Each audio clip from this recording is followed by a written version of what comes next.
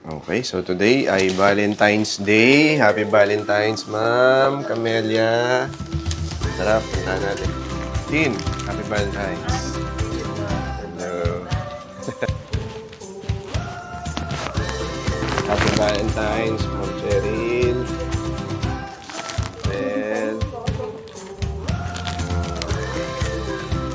yeah. Valentine's din. And, Ali. Ay, yung two girls natin. Madam, Happy Valentine's. Pasensya na, sir, ha? Pasensya na. Okay na. So, Happy Valentine's. Thank you sa suporta.